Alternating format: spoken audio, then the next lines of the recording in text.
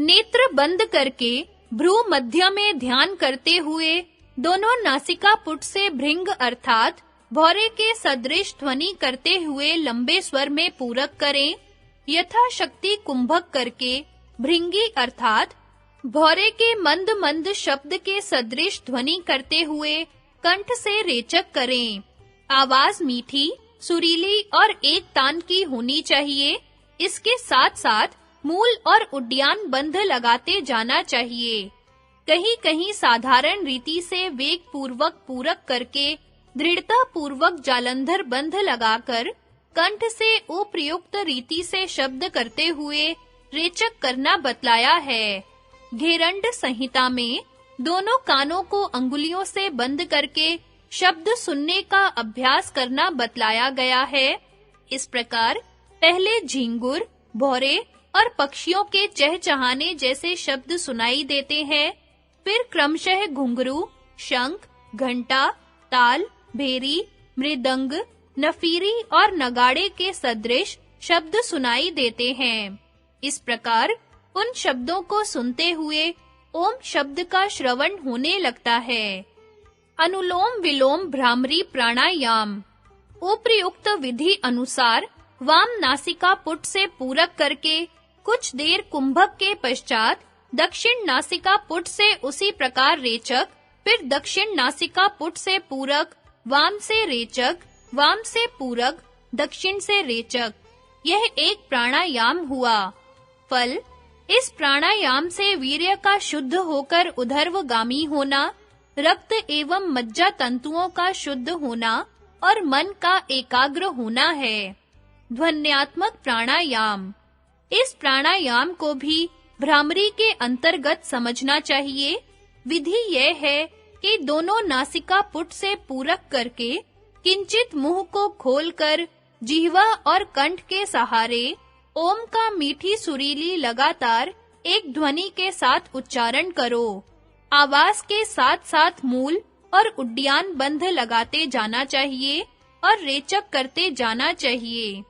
इसे प्रणवानुसंधान भी कहते हैं। फल, भ्रामरी प्राणायाम के सदृश। 7वां मूर्छा कुंभक। इस प्राणायाम में पूरक, रेचक, भ्रामरी प्राणायाम के सदृश किया जाता है। उसमें इसमें केवल इतनी विशेषता है कि यह दोनों कान, नेत्र, नासिका और मुंह पर क्रमशः दोनों हाथों के अंगुष्ठ, तर्जनी, मध्यमा और अनामिका तथा कनिष्ठिका को रखकर किया जाता है। पूरक के समय नासिका पुट पर से मध्यमा को किंचित ऊपर उठाकर पूरक किया जाता है।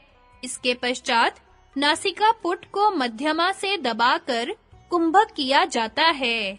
कुंभक की समाप्ति पर फिर नासिका पुट से मध्यमा को शिथिल करके रेचक किया जाता है। यह प्राणायाम अनुलोम विलोम रीति से भी उपर्युक्त विधि अनुसार किया जा सकता है। फल, इससे मन मूर्छित और शांत होता है, अतः इसका नाम मूर्छा है। 8वां प्लावनी कुंभक। यथा विधि आसन से बैठकर दोनों नासिका पुट से पूरक करें। नाभि पर मन को एकाग्र कर सब शरीर मात्र की वायु को उदर में भरकर पेट के चारों ओर से मसक या रबड़ के गोले सदृश फुलाकर ऐसी भावना करें कि सारे शरीर का वायु पेट में एकत्र हो गया है और शरीर के किसी अंग प्रत्यंग में वायु नहीं रहा है। यथाशक्ति इस स्थिति में कुंभक करके दोनों नासिका से शनै-शनै रेचक कर दें। फल, प्राण वायु पर पूर्णतया अधिकार, पेट के सब प्रकार के रोग, कोष्ठबद्धता आदि का नाश, अपान वायु की शुद्धि, जठर अग्नि की शुद्धि, वीर्य तथा रक्त की शुद्धि, जल में सुख पूर्वक तैरना इत्यादि। केवल कुंभक बिना पूरक रेचक किए हुए एकदम श्वास प्रश्वास की गति को जहां तहां रोक देने से होता है। अपाने जुहवति प्राणम, प्राणे अपानम तथा परे, प्राणापान गति रुद्धवा प्राणायाम परायणाः। कोई अपान वायु में प्राण को हवन करते हैं, कोई प्राण में अपान वायु को होमते हैं, कोई प्राण अपान की गति को रोककर प्राणायाम करते हैं। सहित कुंभक के निरंतर अभ्यास से केवल कुंभक होने लगता है। केवल कुंभक की विधि हठ योग द्वारा तीनों बंधों के साथ प्राण को हृदय से नीचे ले जाकर और अपान को मूलाधार से ऊपर उठाकर समान वायु के स्थान नाभि पर दोनों को टक्कर देकर मिलाने से हठ योग विधि से केवल कुंभक किया जाता है, पर इसमें हानि पहुंचने की संभावना है और राजयोगियों के लिए अधिक हितकर नहीं है। उनके लिए सबसे उत्तम प्रकार निम्नलिखित है।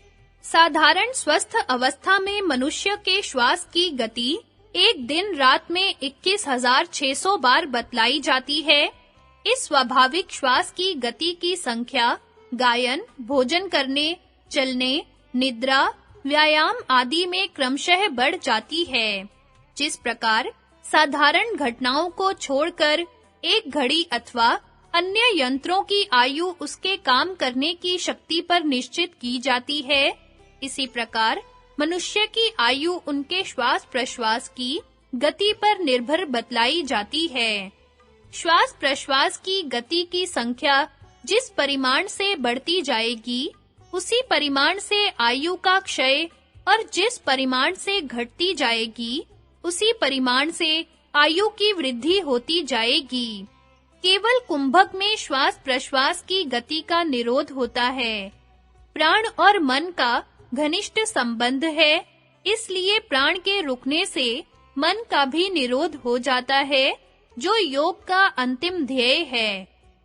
केवल कुंभक की विधि राजयोग द्वारा श्वास-प्रश्वास की गति में प्रणव उपासना की भावना करें, अर्थात हर समय यह भावना रहे कि श्वास में ओ और प्रश्वास में अम रूप से प्रत्येक श्वास-प्रश्वास में ओम का जाप हो रहा है। इस ओम के अजपा जाप को केवल कुंभक में परिणत करने की विधि यह है कि ओ से श्वास लेकर जितनी देर तक शांति पूर्वक रोक सके रोकें, उसके पश्चात अम से छोड़ दें। क्रमशः कुंभक का अभ्यास बढ़ता रहे। इसका अभ्यास नासिका अग्रभाग, भ्रकुटी, ब्रह्मरंध्र आदि स्थानों पर गुरु आज्ञा अनुसार करना चाहिए। ओ और अम के उच्चारण की आवश्यकता नहीं है, केवल अपने नियत स्थान पर श्वास-प्रश्वास की गति पर इस भावना से ध्यान देना होता है। यद्यपि सब प्राणायाम स्वास्थ्य, निरोगता, जठराग्नि, दीर्घायु, नाड़ी तथा रक्त शोधन और मन की स्थिरता के लिए अति उपयोगी है और सबकी जानकारी आवश्यक है, पर सबके अभ्यास के लिए पर्याप्त समय मिलना कठिन है। इसलिए राजयोग के साधकों के लिए चतुर्थ प्राणायाम का अभ्यास ही अधिक हितकर हो सकता है। निम्न 3 प्राणायामों को चौथे प्राणायाम और ध्यान तथा अन्य सब प्रकार के प्राणायामों का पूर्व अंग बनाने में शीघ्र सफलता प्राप्त हो सकती है। नाड़ी शोधन प्राणायाम। वाम नासिका पुट से एकदम बाहर सांस फेंकें, फिर उसी नासिका पुट से बाहर से वायु को खींचकर बिना रोके हुए एकदम दूसरे दाहिने नथुने से बाहर फेंक दें। पुनः दाहिने से वायु को खींचकर बाएं से फेंकें। इस प्रकार कई बार करें। रेचक पूरक में नासिका पुट को बतलाए हुए नियमा अनुसार निश्चित अंगुलियों से खोलते और बंद करते रहें। दूसरा, कपाल भाती। तीसरा, अनुलोम विलोम भस्त्रिका प्राणायाम। संगति चौथे प्राणायाम का लक्षण बतलाते हैं।